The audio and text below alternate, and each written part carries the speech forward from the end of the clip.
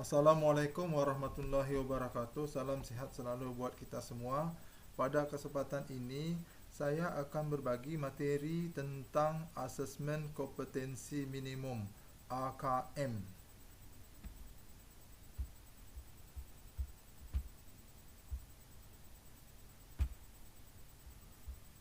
Pada program ini, kita akan belajar mengenai konsep asesmen nasional untuk peningkatan kualitas pembelajaran, teknis pelaksanaan asesmen nasional, butir soal asesmen literasi membaca, butir soal asesmen numerasi, tindak lanjut laporan.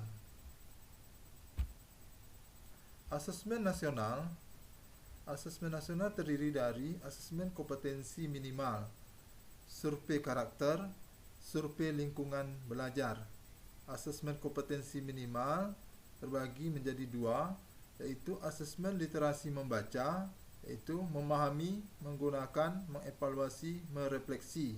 Sedangkan asesmen numerasi yang pertama memahami, mengaplikasi, dan bernalar. Perbandingan asesmen nasional dengan ujian nasional. Kriteria pembanding, tujuan pelaksanaan. Asesmen nasional untuk mengevaluasi mutu terkait sistem satuan pendidikan. Ujian nasional untuk mengevaluasi capaian hasil belajar murid secara individu.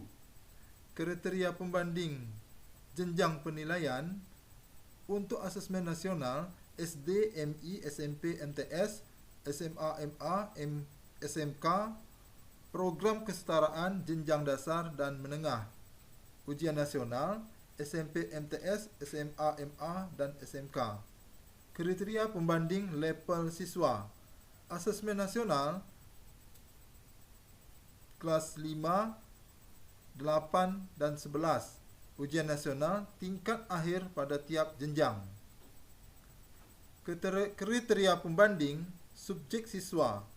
Asesmen nasional, survei siswa dipilih secara acak untuk mengikuti asesmen nasional.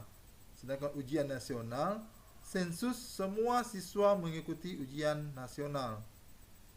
Kriteria pembanding model soal. Asesmen nasional, pilihan ganda kompleks, menjodohkan, isian singkat, dan uraian. Ujian nasional, pilihan ganda dan isian singkat untuk matematika SMA dan SMK. Kriteria pembanding sasaran penilaian. Asesmen nasional, kompetensi literasi, numerasi, dan karakter, serta kualitas dan iklim satuan pendidikan yang mendukung pembelajaran. Ujian nasional, penguasaan terhadap mata pelajaran. Selanjutnya, kompetensi siswa. Kecakapan hidup abad ke-21, profil pelajar Pancasila terukur melalui asesmen nasional berupa asesmen kompetensi minimal, survei karakter, survei lingkungan belajar.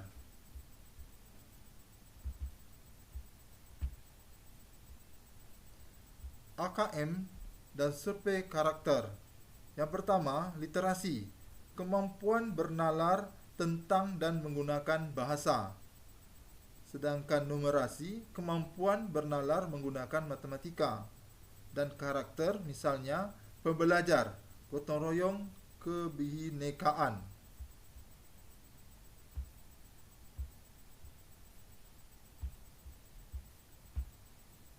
Adapun manfaat asesmen nasional, pertama, potret kualitas pembelajaran di sekolah atau daerah. Yang kedua, umpan balik peningkatan kualitas pembelajaran sekolah atau daerah. Yang ketiga, dasar untuk penyusunan program peningkatan kualitas pembelajaran sekolah atau daerah. Komponen AKM, literasi membaca. Pertama, konten, teks informasi, teks yang bertujuan untuk memberikan fakta, data, dan informasi dalam rangka pengembangan wawasan serta ilmu pengetahuan yang bersifat ilmiah. Kemudian, proses kognitif, menemukan informasi, interpretasi dan integrasi, kemudian evaluasi dan refleksi, konteks, personal, sosial budaya, saintifik. Jadi pada konten ada teks informasi dan teks fiksi, kemudian pada proses kognitif menemukan informasi, interpretasi dan integrasi, evaluasi dan refleksi, kemudian konteks, personal, sosial budaya, dan saintifik.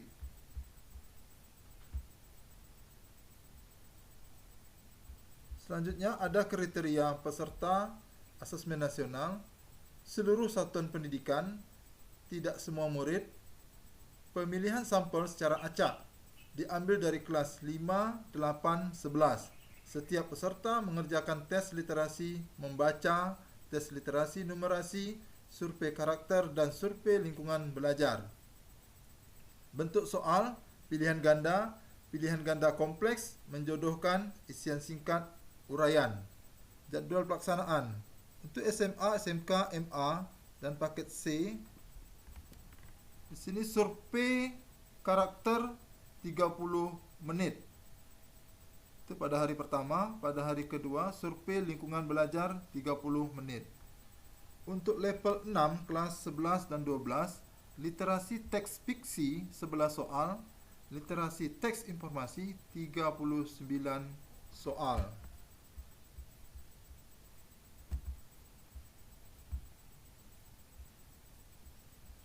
Hasil asesmen kompetensi minimum dilaporkan dalam 4 kelompok yang menggambarkan tingkat kompetensi yang berbeda.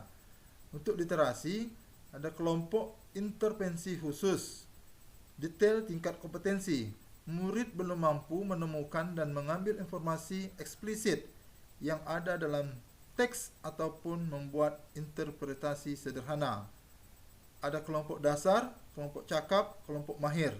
Kelompok mahir, murid mampu mengintegrasi beberapa informasi lintas teks, mengevaluasi isi, kualitas, cara penulisan suatu teks, dan bersikap reflektif terhadap isi teks. Kemudian untuk numerasi, ada kelompok perlu intervensi khusus, dasar, cakap, dan mahir. Untuk kelompok perlu intervensi khusus, detail tingkat kompetensi, murid hanya memiliki pengetahuan matematika yang terbatas, murid menunjukkan penguasaan konsep yang parsial dan keterampilan komputasi yang terbatas. Sedangkan mahir, murid mampu bernalar untuk menyelesaikan masalah kompleks serta non-rutin berdasarkan konsep matematika yang dimilikinya. Perbedaan pembelajaran berbasis kompetensi dan konten. Pembelajaran berbasis kompetensi berpusat pada kebutuhan, sedangkan pembelajaran berbasis konten berpusat pada materi pembelajaran. Kemudian, pembelajaran berbasis kompetensi belajar untuk pemahaman konsep dan keterampilan. Belajar untuk pemahaman konsep dan keterampilan. Pembelajaran berbasis konten belajar untuk cakupan materi. Kemudian selanjutnya ada pembelajaran terkait dengan konteks kehidupan nyata siswa. Sedangkan pembelajaran berbasis konten, pembelajaran kurang atau tidak terkait dengan konteks kehidupan nyata siswa. Kemudian orientasi pada proses dan penguasaan kompetensi. Untuk pembelajaran berbasis konten, orientasi pada nilai akhir. Sekian, terima kasih yang dapat saya sampaikan. Assalamualaikum warahmatullahi wabarakatuh. Selamat siang, salam sehat selalu.